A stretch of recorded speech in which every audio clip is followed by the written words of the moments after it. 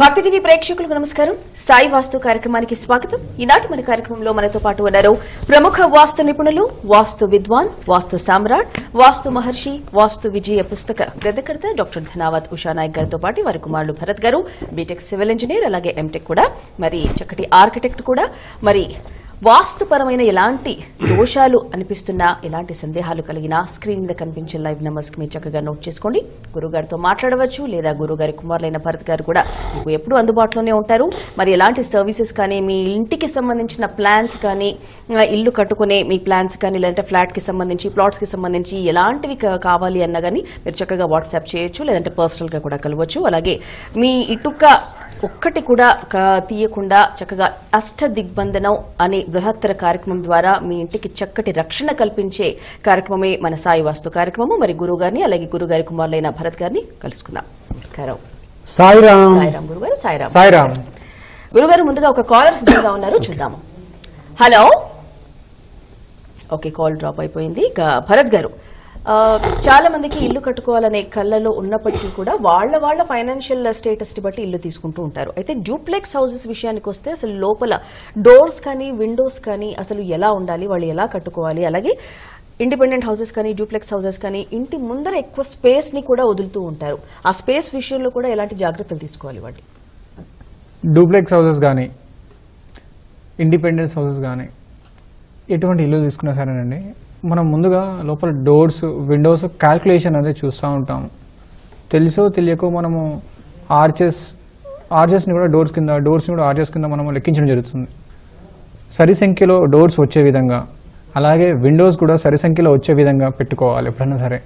అలాగే మనకు ఉదయం పూట సూర్యకాంతి, సాయంత్రం పూట చంద్రకాంతి అనేది ఇంట్లోకి వచ్చే విధంగా, గాలి వెలుతురు ధారాళంగా వచ్చే విధంగా డోర్స్ లెవెల్స్ అనేవి చూసుకోవాల్సి ఉంటుంది. అవి ఉచ్చ స్థానంలోనే డోర్స్ అనేవి, విండోస్ అనేవి ఉచ్చ స్థానంలో వచ్చే విధంగా పెట్టుకుంటే చాలా బాగుంటుంది, చాలా సత్ఫలితాలు ఇస్తుంది. ఉచ్చ స్థానం, మధ్యమ స్థానం, నీచ స్థానం అని 3 స్థానాలు ఉంటాయండి. అందులో మనం ఉచ్చ స్థానం పెట్టుకోవడం చాలా బాగుంటుంది, ప్రథమంగా పెట్టుకోవాల్సింది. అలాగే ఎప్పుడు మనం ఉచ్చ స్థానంలోనే పెట్టుకునే విధంగా చూసుకోవాలి. లెవెల్స్ సింహద్వారం ఎత్తులోనూ లేకుంటే డౌన్లోనూ పెట్టేసి మిగతా ఇంటి లోపల ఉన్న మెయిన్ సబ్ డోర్స్ అనేసి టాయిలెట్ డోర్స్ కావచ్చు, బెడ్రూమ్ డోర్స్ కావచ్చు, కిచెన్ డోర్స్ కావచ్చు, ఏమన్నా సరే అన్ని డౌన్లో చేస్తారండి. ఎందుకంటే సింహద్వారం ఎత్తులో ఉండాలి అనే అపోహతో అన్ని సమానమైన లెవెల్స్ పాటించి పెట్టుకోవడం చాలా బాగుంటుందండి. అది వాస్తుపరంగా కూడా చాలా బాగుంటుంది. ఈ రోజుల్లో బయట బాత్రూమ్స్ పెట్టుకుంటారు, అంటే గెస్ట్ కోసం కానీ, లేకుంటే పని వాళ్ళ కోసం కానీ, వర్కర్స్ కోసం కానీ, డ్రైవర్స్ కోసం కానీ, ఇతర బయట ఒక బాత్రూమ్ పెట్టుకున్నప్పుడు ఆ డోర్ లెక్కించాలా వద్దా అన్ని డోర్లతో పాటు అని ఒక సందేహం ఉంటుంది. అది లెక్కించాల్సిన అవసరం లేదండి. అలాగే ఇంటి చుట్టూ లెవెల్స్ అనేవి చూసుకొని పెట్టుకుంటే చాలా బాగుంటుంది. తూర్పుకి, ఈశాన్యంలోకి పల్లంగా చేసుకోవడం చాలా బాగుంటుంది. సాయిరామ్. ఓకే, చక్కగా వివరించారు భరత్ గారు. ఇక గురువు గారు, మామూలుగా అష్టదిగ్బంధనం గురించి మనం ఎప్పుడు మాట్లాడుకుంటాం. మన ప్రోగ్రామ్ కాన్సెప్ట్ కూడా ముఖ్యమైన ఉద్దేశమే అష్టదిగ్బంధనం. సో అష్టదిగ్బంధనం గురించి ఒక్కసారి మళ్ళీ మన ప్రేక్షకులకి. సాయిరామ్. అష్టదిగ్బంధనం అనేది షిరిడీ సాయి అనుగ్రహంతోనే చేస్తున్నాను. తెలుసో తెలియకో మనం కర్మానుసారం గృహ నిర్మాణం చేసుకుంటామమ్మా. చేసుకున్న తర్వాత కొన్ని ఇండ్లు మంచి ఫలితాలు ఇస్తాయి, కొన్ని ఇండ్లు చెడు ఫలితాలు ఇస్తాయి, అంటే అశుభ ఫలితాలు ఇస్తూ ఉంటాయి. కొన్ని ఇండ్లు మధ్యమ ఫలితాలు ఇస్తుంటాయి. ఎవరి గృహానుసారం వాళ్లకు ఆ ఫలితాలు అనుభవించుకుంటూ మనం ముందుకు వెళుతూ ఉంటామమ్మా.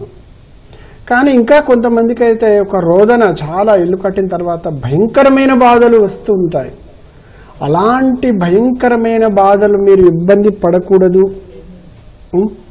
దాని నుంచి మనం విమోచన, అంటే ఒక ఇల్లు భయంకరంగా పీడిస్తూ ఉన్నప్పుడు ఆ ఇంటి నుండి అష్టదిగ్బంధనతో ఆ ఇంటిని కట్టడి చేసి ఆ ఇంట్లో నివాసం ఉండే వాళ్ళకి విముక్తి కలిగించడం ఒక అష్టదిగ్బంధన కార్యక్రమం.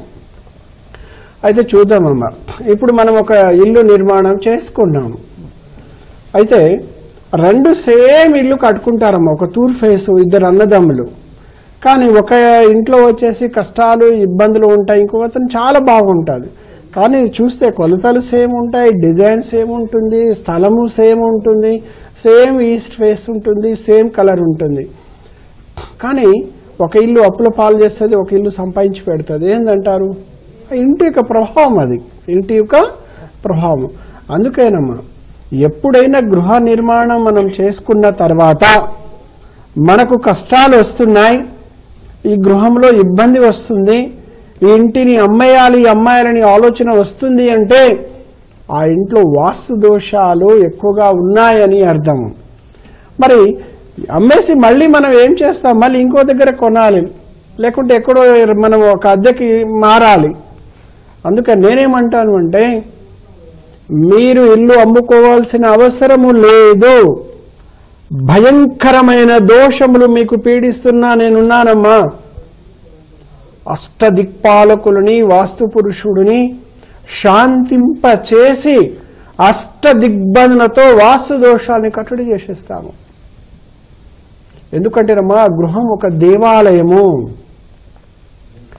మనము ఎక్కడికెక్కడికో ఎన్నో టెంపుల్స్ వెళ్తాం. దేనికోసం అమ్మా? మన ఆరోగ్యం బాగుండాలి, ఆర్థికంగా బాగుండాలి, పేరు ప్రతిష్టలు బాగుండాలి, ఉన్న దాంట్లో మంచిగా ఉండాలని ఎన్నో కొండలు ఎక్కి వెళ్తూ ఉంటాం, ఎన్నో దేవుళ్ళని దండం పెడుతూ ఉంటాం. కానీ నిజమైన దేవత ఎక్కడ ఉందో తెలుసా? మనం నివాసం ఉండే ఇల్లు, మన ఇల్లే నిజమైన దేవత. మన గృహం బాగుంటే మనం బాగుంటాం, మనం బాగుంటే మన ఆలోచన బాగుంటుంది, మన ఆలోచన బాగుంటే మన వ్యాపారం, మన ఉద్యోగాల్లో మంచిగా రాణిస్తాము. అందుకే మనకు ఒక మంచి ఆలోచన ఉండాలి అన్నా కూడా మన ఇల్లు వాస్తుకు అనుకూలంగా ఉండాలి. అందుకేనమ్మా మీరు ఎప్పుడైనా ఎవరైనా అబ్జర్వేషన్ చేయండి, బయటికి వెళ్ళేటప్పుడు గృహం వైపు చూసి గృహదేవతకు ఒక నమస్కారం చేసి మీరు బయటికి వెళ్ళండి, ఎంత మంచి ఫలితాలు ఇస్తుందో. మరి అలాంటి గృహదేవతకి వాస్తు దోషములు పీడిస్తూ ఉన్నప్పుడు ఆ ఇంట్లో ఉండే వాళ్ళ మీద ఆ చెడు ఫలితాలు అనుభవించాల్సి ఉంటుంది. ఆ ఇంట్లో ఉండే నివాసం ఉండేవాళ్ళు. మన గృహం బాగుంటే మంచి నిద్ర ఉంటుంది, మంచి ఆరోగ్యం ఉంటుంది, మంచి సంపాదన ఉంటుంది, మంచి ఆలోచన ఉంటుంది. అలా కాకుండా మనం సంపాదించిన సంపద అంతా పరుల హస్తం అవుతుంది అంటే ఆ ఇంట్లో వాస్తు దోషాలు, నెగటివ్ ఎనర్జీస్ అంటే నకారమైన శక్తి ఆ ఇంట్లో ఉంది. ఒక నకారమైన శక్తి ఎక్కడి నుంచి వస్తుందంటే బయటి నుండి వస్తుంది. కానీ ఇంట్లో నకారమైన శక్తి ఉన్నప్పుడు మాత్రమే నకారమైన శక్తి వస్తుంది. కానీ అదే మన గృహంలో సకారమైన శక్తి, పాజిటివ్ ఎనర్జీ ఉన్నప్పుడు, పాజిటివ్ శక్తి ఉన్నప్పుడు బయట నుంచి పాజిటివ్ శక్తి మాత్రమే వస్తుంది. నెగిటివ్ శక్తి ఆ గుమ్మం దగ్గరికి కూడా రాలేదండి.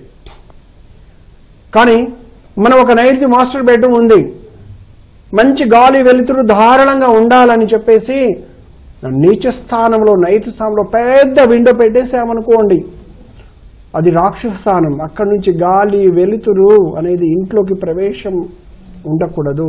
ఎన్ని కటన్లు వేసినా ఆ స్థానంలో విండో ఉంటుంది, అది మహాదోషము. విండో ఎక్కడ ఉండాలి? ఉచ్చ స్థానంలో ఉండాలి, డోర్ ఎదురుగా ఆపోజిట్ పర్ఫెక్ట్ ఉండాలి. కానీ విండో వచ్చేసి నైరుతి బెడ్రూమ్ కి నీచ స్థానంలో ఉండి ఉచ్చ స్థానంలో కబోర్డ్స్ మనం ఏర్పాటు చేస్తాం. అక్కడ బరువు ఎక్కువ, ఇక్కడ బరువు తక్కువ ఉండి, ఇక్కడ నుంచి వెలుతురు ఎక్కువ ఉండి ఆ ఇంట్లో నివాసం ఉండే వాళ్ళకి నిద్ర పట్టదు, పీస్ ఆఫ్ మైండ్ ఉండదు, పీడ కలలు పీడిస్తూ ఉంటాయి. అందుకేనమ్మా నైరుతికి నీరుతి అధిష్టాన దేవత.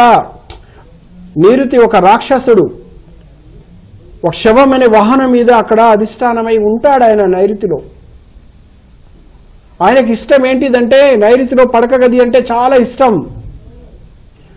నైరుతిలో ఒక ఐరన్ బీరువా పెట్టుకొని, బరువు పెట్టుకొని అందులో మన ఆస్తికి సంబంధించిన డాక్యుమెంట్ కావచ్చు, బంగారం కావచ్చు, ఆభరణాలు కావచ్చు, మంగళకరమైన అన్ని లోపల పెడితే అవన్నీ రక్షిస్తాడు ఆయన.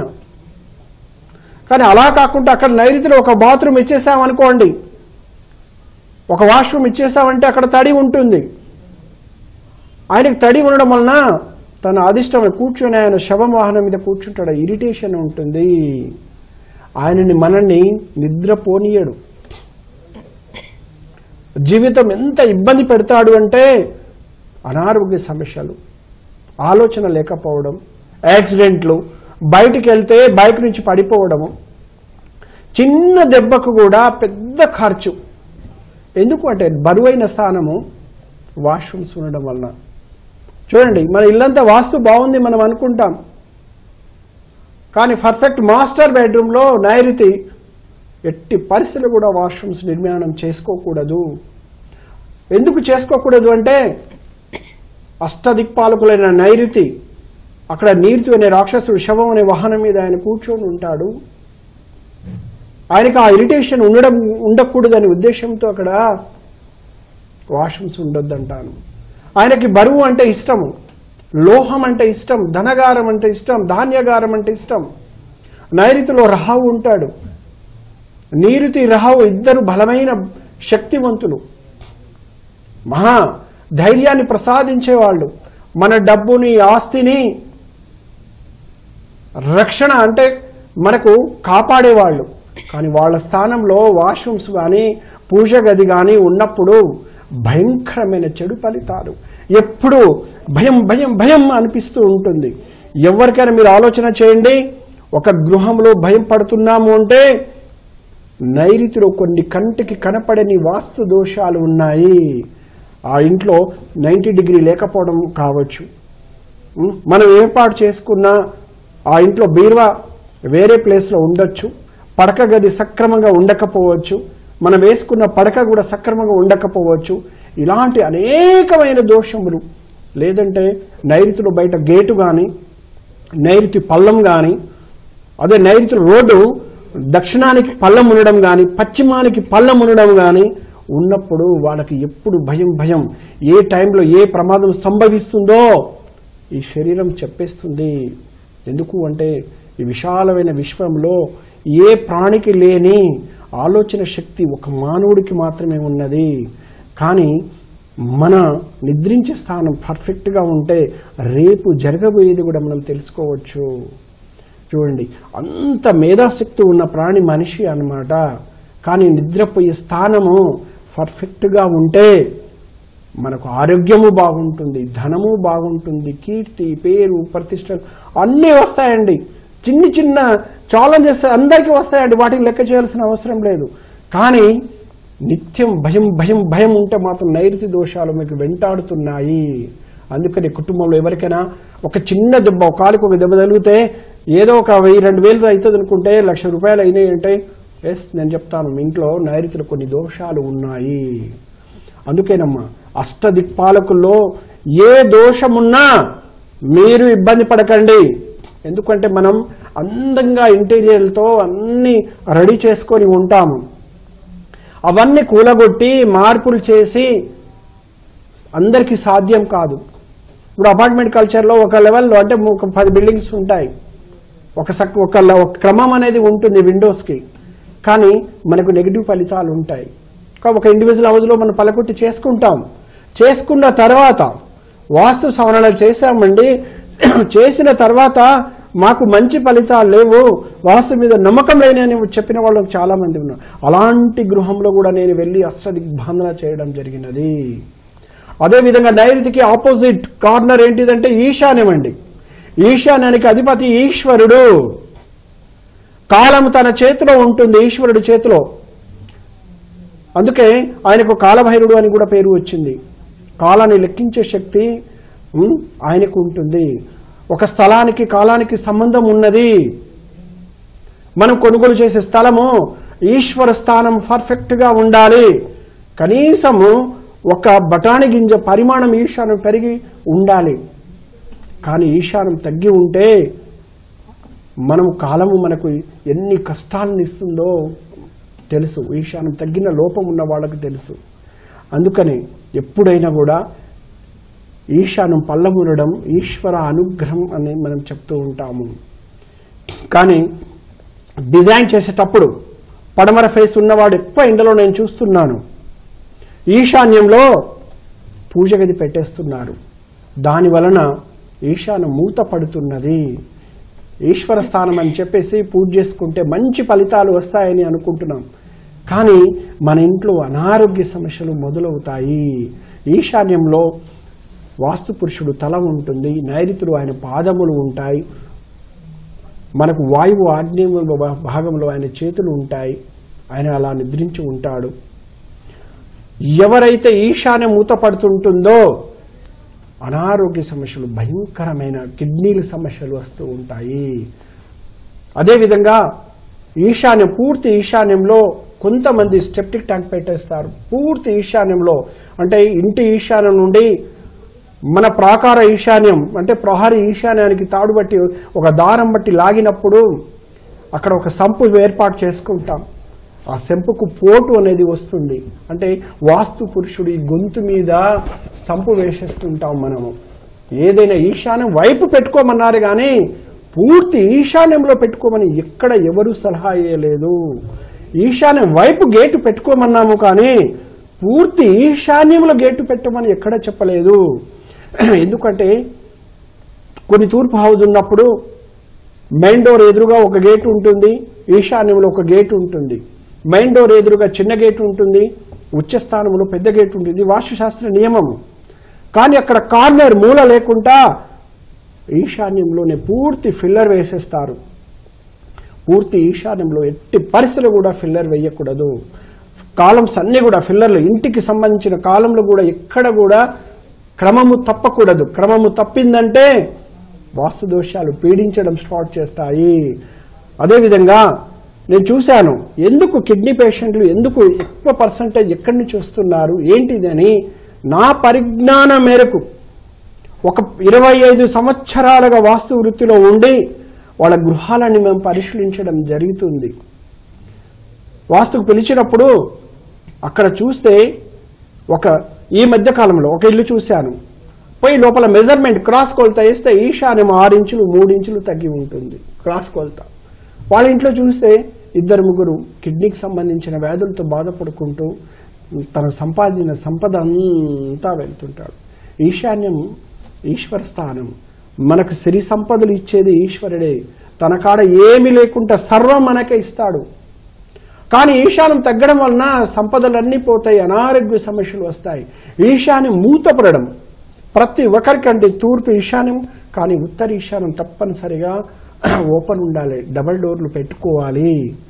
అప్పుడు ఏమవుతుందంటే తూర్పు ఉత్తర ఈశాన్యం నుంచి గాలి, వెలుతురు, సూర్యరశ్మి మనకు వస్తుంది. అంటే ఈశ్వరుడు నుంచి కృప మనకు, ఆయన ఆశీర్వచనం మనకు లభిస్తున్నది. కానీ మనం ఏం చేస్తున్నాం, పడమర రోడ్డు ఉన్నప్పుడు ఈశాన్యంలో చక్కగా పూజ గది పెట్టేస్తున్నాం. పూజ గది పేరుతో మూత పడుతుంది. అప్పుడు 2 డోర్లు లేకపోవడం వలన, ఈశ్వరుని అనుగ్రహం ఇంటి మీద లేకపోవడం వలన భూత, ప్రేత, పిశాచ, క్షుద్ర శక్తులు ఆ ఇంటి మీద దాడి చేస్తాయి. అవన్నీ కంటికి కనపడేవి కావు. ఏ విధంగా అనారోగ్య సమస్యలతో భయంకరమైన ఇబ్బందులు పడుతూ ఒక్కరి తర్వాత ఒకరికి ఇబ్బంది పెడుతూ ఉంటాయి. కానీ ఎన్ని డబ్బులు ఖర్చు పెట్టినా ఆరోగ్యం మాత్రం కుదుట పడక బాధపడుతూ ఉంటాము. బాధపడడం చూడండి, మీరు ఒక్కసారి ధర్మంగా ఆలోచన చేయండి. మనము మన స్థాయి తగ్గట్టుగా 50 లక్షలు 70 లక్షలు ₹1,00,00,000 ఎవరి స్థాయి విధంగా ఇంత లోన్ తీసుకొని పిల్లల కష్టంతో మనం ఒక ఇల్లు కట్టుకుంటాము. మన కష్టంతో ఒక ఇల్లు కట్టుకుంటాము. కానీ కట్టుకునే దేనికోసం అండి? చక్కటి పీస్ ఆఫ్ మైండ్, అంటే ప్రశాంతత అందుకోవాలి, ప్రశాంతతగా ఉండాలని మనం ఇల్లు కట్టుకున్నాము. ఇన్ని డబ్బులు ఖర్చు పెట్టుకొని కానీ ఆ ఇంట్లో పోయి నిద్ర లేని సమస్యలు, అనారోగ్య సమస్యలు, కుటుంబ యజమాని కిడ్నీ సమస్యతో బాధపడుతూ మంచాల పడి ఉంటే మనం భోజనం సరిగా చేయగలమా? ఎన్ని బాధలు ఉంటుంది ఒక్కసారి మీరు ఆలోచన చేయండి. అయినా మీరు బాధపడొద్దంటాను. ఈశ్వర అనుగ్రహ అష్టదిగ్బంధన చేసి ఆ దోషాన్ని కట్టడి చేసి పడేస్తాను. ఆ తర్వాత వైద్యం సహకరిస్తుంది, శరీరం సహకరిస్తుంది. ఎందుకంటే ఇలా ఎన్నో సంఘటనలు జరిగాయి, ఎంతో మందిని కాపాడడం జరిగింది. గురుగారు మీరు వచ్చారు, మాకు అష్టదిగ్బంధన చేసిన తర్వాత మా వారు కుదుటపడ్డారు, చాలా బాగుంది గురువు గారు అని ఎంతో మంది నన్ను కాల్ చేస్తూ ఉంటారు. ఆ రోజు ఆ ఆనందం నాకు ఉంటుంది. ఎందుకంటే వాళ్ళు చెప్తుంటే ఎంత సంతోషంగా ఉందంటే ఇదంతా ఆ షిరిడి సాయి అనుగ్రహం. అందుకే షిరిడి సాయి బాబా అనుగ్రహం లేకుండా ఆయన తన భక్తులు తను ఎక్కడ ఎవరు ఇబ్బంది పడుతున్నారు వాళ్ళ ఇంటికి నన్ను పంపిస్తుంటాడు. ఏందో అదంతా నాకు తెలియదండి, ఆయన పంపిస్తూ ఉంటారు. అందుకనే మీరు భయంకరమైన క్యాన్సర్ లాంటి ఇబ్బంది పడుతుందా, అది ఒక మహాభూతము. డబ్బు, ధనము, ఆస్తులంతా అమ్మి పడేస్తుందండి. కానీ ఆ దోషాన్ని మనం కట్టడి చేసుకుంటే మనకు మంచి ఫలితాలు వస్తాయి. సాయిరామ్. కాలర్ చూద్దాము. హలో హలో, సాయిరామ్ అండి. సాయిరామ్ అండి, చెప్పండి మీ పేరు. నా పేరు బంగారు నాయుడు అండి. చెప్పండి, ఎక్కడి నుంచి? మేము విజయనగరం జిల్లా గురుపేట నుంచి మాట్లాడుతున్నామండి. గురుగారితో మాట్లాడండి. సాయిరామ్. సాయిరామ్ అండి గురువు గారు. సాయిరామ్. విజయనగరం 2 years వచ్చిందా మీ ఇంటికి వచ్చి? మీరు ఇంటికి వచ్చి సంవత్సరంన్నర అవుతుంది గురువు గారు. సంవత్సరంన్నర. ఓకే. విజయనగరం. మీరు విజయనగరం జిల్లా గురువు గారు. మీరు అష్టదిగ్బంధన కార్యక్రమం చేసిన తర్వాత మాకు ఇబ్బంది, నా పాపకి అనారోగ్యంగా ఉన్నప్పుడు కూడా డబ్బులు ఇవ్వని వాళ్ళు మీరు కార్యక్రమం చేసిన 2 months లో డబ్బులు ఇచ్చారు గురువు గారు. సంతోషం. మీరు మిమ్మల్ని పరిచయం చేసిన ప్రతి మీకు ధన్యవాదాలు తెలుసుకుంటున్నాను. సాయిరామ్. సాయిరామ్. ఎలా ఉంది మీ పాప? ఎలా ఉంది ఇప్పుడు? ఆరోగ్య పరిస్థితి ఎలా ఉంది? ఆర్థిక పరిస్థితి ఎలా ఉంది? అష్టదిగ్బంధన చేశాను. పాప మైనస్ అయిపోయింది గురువు గారు. పాప మైనస్ అయిపోయిన తర్వాత మీరు వచ్చారు. అవును అవును. మీరు వచ్చి అష్టదిగ్బంధన కార్యక్రమం చేశారు. చేసిన 2 months లో మాకు ఇవ్వని వాళ్ళు బయటికి డబ్బులు ఇచ్చాము గురువు గారు. అవును. ఆగ్నేయ వీధి పోతుంది కదా మీకు? అవునండి అవునండి. తూర్పు ఆగ్నేయ వీధి, ఇప్పుడు నాకు గుర్తున్నది, తూర్పు ఆగ్నేయ వీధి పోతుంది. దాన్ని అష్టదిగ్బంధనతో కంట్రోల్ చేశాం. మీరు నాకు చెప్పింది ఏంటంటే నాకు రావాల్సిన డబ్బులందరూ ఎవరు ఇవ్వటం లేదు అని చెప్పారు. ఎస్. ఒక 2-3 నెలల 3 రోజుల్లో మీ డబ్బంతా వస్తుందన్నాను. మీకు రిజల్ట్ ఒక 2 నెలలు వచ్చిందా? 2 నెలలు కనిపించింది గురుగారు. కనిపించింది. 2 నెలలు పాప అనారోగ్యంగా ఉన్నప్పుడు ఎంత అడిగినా ఇవ్వని వాళ్ళు కూడా మేము అనుకుంటానే తీసుకొచ్చి ఇచ్చేసారు గురుగారు. Okay okay. బంగారు నాయుడు. నా పేరు. ఎస్, గుర్తుంది. మిమ్మల్ని పరిచయం చేసిన ప్రతి మరీ థ్యాంక్స్ చెప్పుకుంటున్నాను. సాయిరామ్. సాయిరామ్. షిరిడి సాయి శుభాశిస్సులు. థ్యాంక్ యూ బంగారు నాయుడు గారు. ఇక చివరిగా ఒక 2 నిమిషాల్లో గురువు గారు, రాబోయేది అమావాస్య. ఈ అమావాస్యకి ఎలా అంటేనమ్మా, ఇప్పుడు రాబోయే అమావాస్య చాలా శక్తివంతమైన అమావాస్య. ఆ తర్వాత మనకు మాఘమాసం మొదలవుతుంది. అంతా మంచి రోజులు. ఈ మంచి రోజుల్లో ఏంటంటేనమ్మా, ప్రతి ఒక్కరు 100 గజాలు, 200 గజాలు, 150 గజాలు అందులోనే డూప్లెక్స్ హౌజెస్ కట్టుకుంటారు. అసలు డూప్లెక్స్ హౌజులు అంటే అమ్మా అందరికీ అచ్చిపాటు రాదు, కొంతమందికి కలిసి రాదమ్మా. ధనవంతులు కూడా ఏం లేని అయిన వాళ్ళు కూడా చాలా మంది నేను చూశాను. ఎందుకంటే ఆ డిజైన్ లోపాలు ఉంటాయి. ఒక డూప్లెక్స్ హౌస్ మనం కడుతున్నామంటే ఆ లగ్జరీ కోసం మనం కడుతున్నాం. ఆ లగ్జరీ ఎలా ఉండాలంటే మనకు 4 పిల్లలు, వాళ్ళ పిల్లలు, మనం ఉన్నంత వరకు 100 సంవత్సరాలు ఒక రాజభవనం లెక్క ఉండాలని ఒక మంచి కోరికతో మనం కడుతుంటాం. కానీ అక్కడ ఎన్నో దోషాలు ఉంటాయమ్మా. ఒకరికి ఈశాన్యం తగ్గిపోతుంది, ఆగ్నేయం ముందుకు పెరిగిపోతుంది, సింహద్వారం వెనుకకు వచ్చేస్తుంది. తూర్పు ఆగ్నేయంలో పర్ఫెక్ట్ గా మనం వంట చేస్తాము, కానీ సింహద్వారం వెనుకకు పెట్టేస్తాం. అది మహాదోషం. అది కూడా ఈశ్వర అనుగ్రహం ఉండదు అలాంటి గృహాల మీద అమ్మా.